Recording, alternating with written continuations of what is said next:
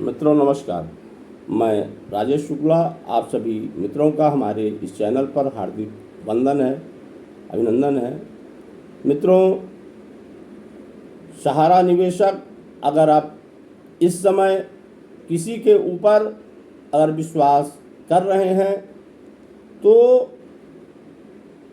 सिर्फ सर्वोच्च न्यायालय पर, सरकार के ऊपर से, सहारा कंपनी के ऊपर से निवेशकों का विश्वास अब उठ चुका है, क्योंकि निवेशकों ने पहले पैसा जमा किया और पैसा जमा किया तो कंपनी के ऊपर विश्वास करके, सरकार के ऊपर विश्वास करके कि पैसा कहीं जाने वाला नहीं है। हमारे देश में संविधान है, उस संविधान के तहत हमारा पैसा सुरक्षित है। संविधान के तहत ही कंपनी को लाइसेंस दिया गया।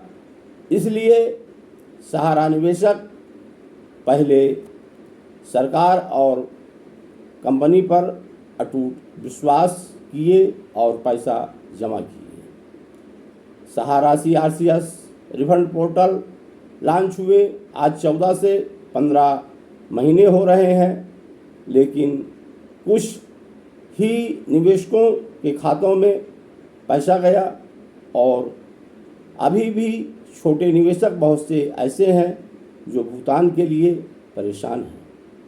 मित्रों,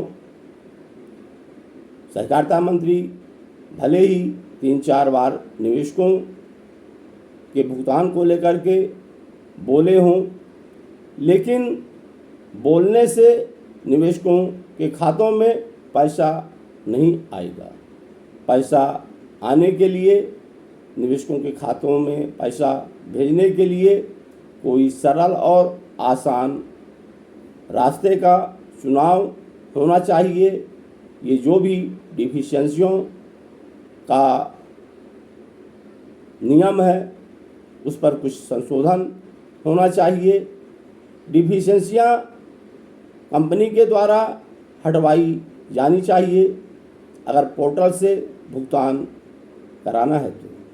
मित्रों, सहारा निवेशक 3, 4, 5 सितंबर को जो सर्वोच्च न्यायालय में सुनवाई होनी है उसका बहुत ही बेसब्री से इंतज़ार कर रहे हैं और शायद इस बार सर्वोच्च न्यायालय भी सहारा निवेशकों के पीड़ा को समझे और कोई ठोस और कड़ा ऐसा फैसला भी पारित करे जिससे सहारा निवेशकों का भुगतान आसानी से हो सके।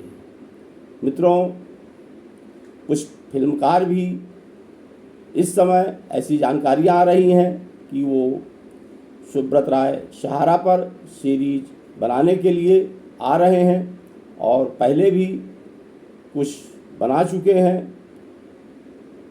अगर ये बड़े बड़े लोग सहारा निवेशकों के भुगतान को लेकर के भी अगर कुछ आवाज़ उठाए होते तो शायद आज स्थितियां इससे भी कुछ और अच्छी होती। मित्रों, सहारा निवेशक तो अपना संपूर्ण भुगतान लेकर के ही रहेंगे। थोड़ा विलम्ब अवश्य हो रहा है क्योंकि निवेशक सर्वोच्च न्यायालय पर विश्वास कर रहे हैं। मित्रों, अभी भी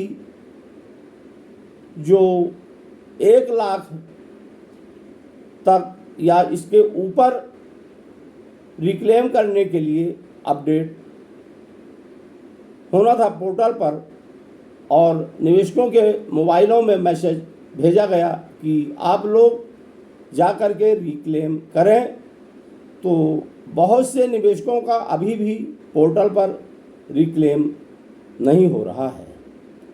निवेशक सेवा केंद्रों का चक्कर लगा रहे हैं।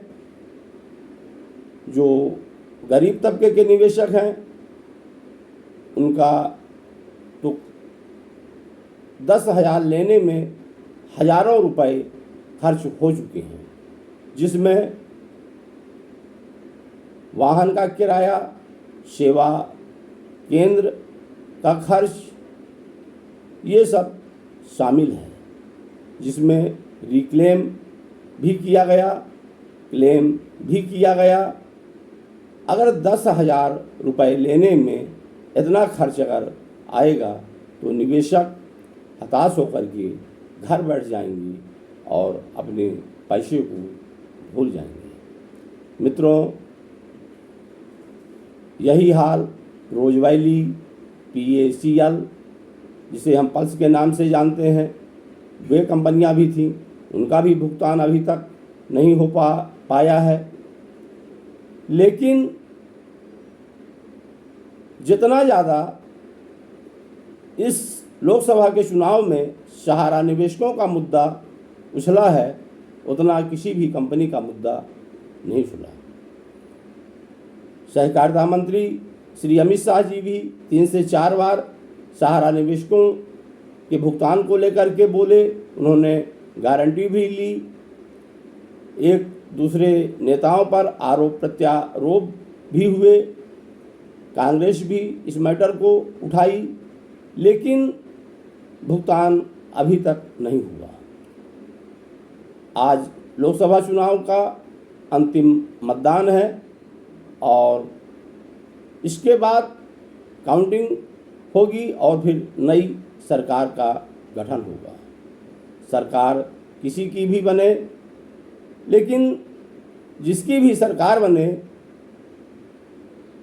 सबसे प्रथम प्राथमिकता सहारा निवेशकों के भुगतान को लेकर के उन लोगों को करनी चाहिए, क्योंकि देश के आधी आबादी से ज़्यादा लोगों का पैसा सहारा में जमा है और जिनका जमा है वे बहुत बड़े करोड़पति अरबपति नहीं हैं, गरीब तबके के लोग हैं।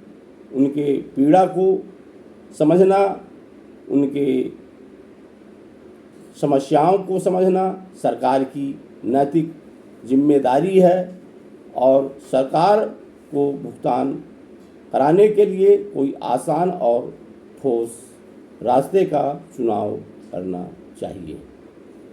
मित्रों, जो नए दर्शक हमारे इस चैनल को देख रहे हैं, उनसे ये सादर अनुरोध है कि आप सभी लोग हमारे इस चैनल को सब्सक्राइब अवश्य कर लें, वीडियो को लाइक करें और शेयर भी अवश्य करें। इन्हीं बातों के साथ मैं अपने शब्दों को विराम देता हूँ। आप सभी दर्शकों को मेरा सादर नमस्कार।